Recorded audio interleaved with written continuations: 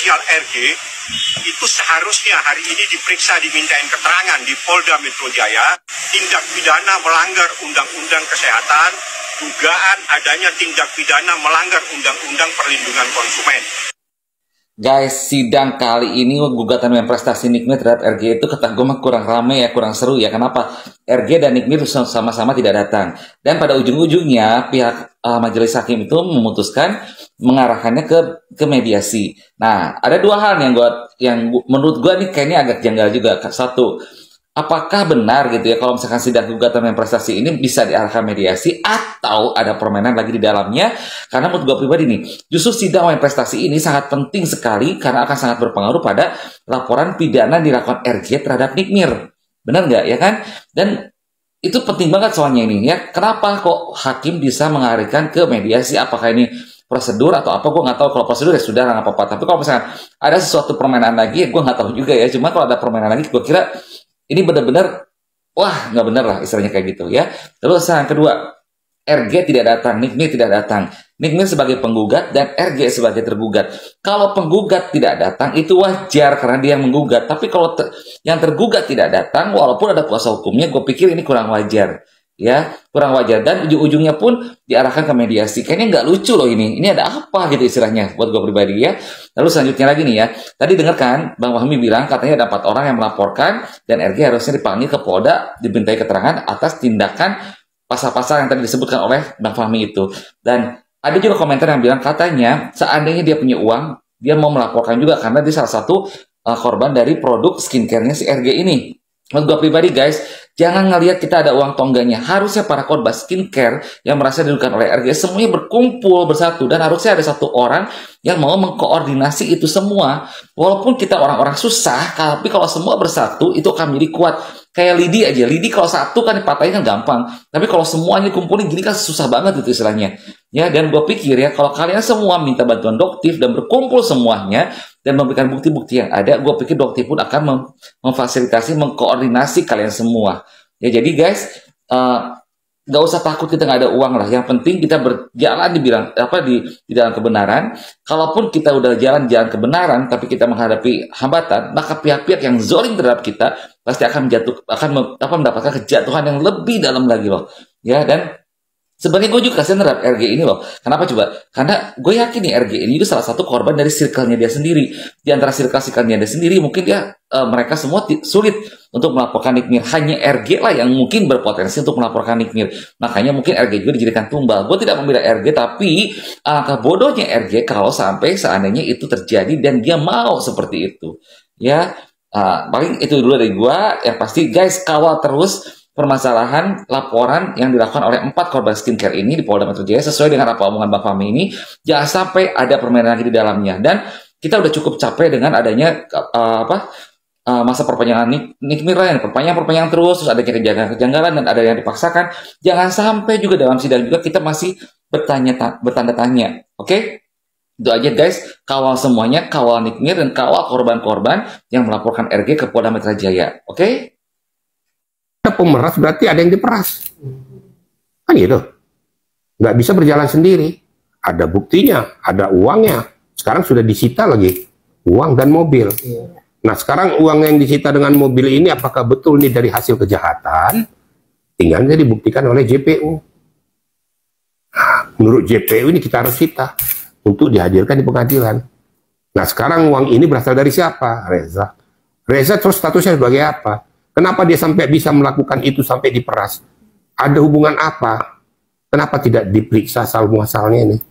Kalau saya berpikir, periksa itu penyebabnya. Saya tidak berpihak pada siapa-siapa. Reza Glesia periksa. Kenapa kamu kasih uang? Apa dasarnya? Ini Bahmit harus ngomong. Gak usah pakai uang prestasi itu salah. Ngapain gitu loh? Ini kan sedang berjalan kasusnya. Nanti kalau dibilang wan prestasi nanti ditanya nanti kesepakatan apa yang kalian lakukan. Wan prestasi itu kan kesepakatan yang tidak terjadi, tidak selesai sesuai dengan kesepakatan. Adanya miss, makanya wan prestasi. Nah wan prestasi apa ini? Uang ini nanti diteliti dan ternyata hasil perbuatan tidak pidana. Kena menyerahkan itu. Apa yang dilakukan kesepakatan? Endorse kah atau apakah? Buktikan dong.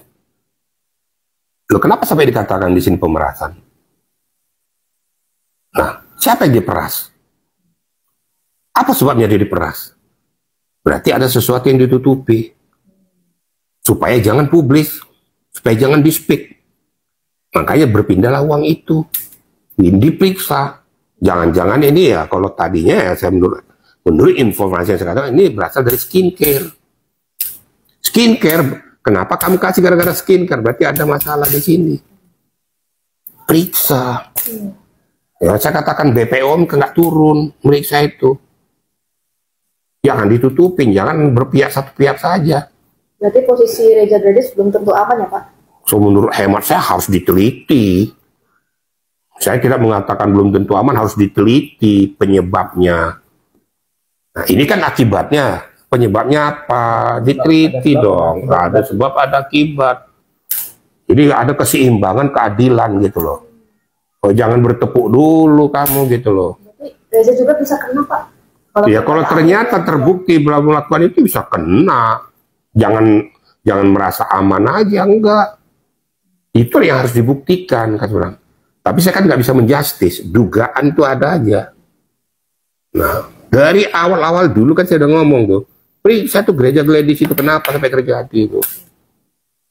Jangan merasa karena sudah bermuara ke sini, hanya dari satu sisi, nggak bisa. Itu hukum sebab akibat ada. Nah, jadi itu yang, maka saya katakan kepada pengacaranya Mbak Hamid, kenapa kami tidak laporkan itu? Ngapain berbicara tentang uang prestasi? Apalagi salah satu tergugatnya ada polisi loh. Ini sudah berpindah, berarti hasil sidik dari penyidik itu sah dong. Udah diterima JPU kok. Nah, ini salah satu awal nanti hakim mematahkan daripada gugatan itu.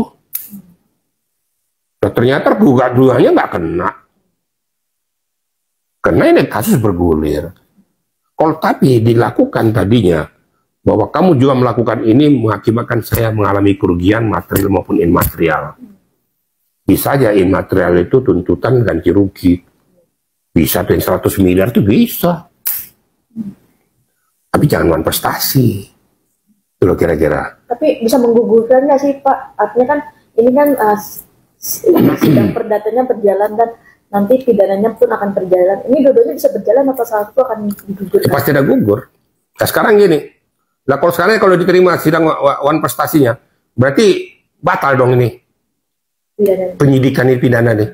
Bagaimana batal sudah berpindah ke JPU? Hanya tolong analisis hukum itu harus tajam ke situ itu. Gimana kita mau membatalkan itu? Bisa dibuktikan nggak? Nah, sementara antara JPU dengan penyidik sudah mengadakan koordinasi, makanya berpindahlah sekarang tugas dan tanggung jawab itu di JPU. Itu alur berpikir kita seperti itu. Nah, ternyata di JPU, sedangkan tergugatnya salah satu adalah penyidik, ya kumpullah, sudah pindah kok. Tapi itu kan nanti kita lihat aja hakim. Saya kan nggak boleh mendahului hakim kan. Bisa berjalan dua-duanya, bisa gugur. Kalau menurut hemat saya satu yang berjalan. Kalau dua-duanya berjalan berarti kan terjadi apa?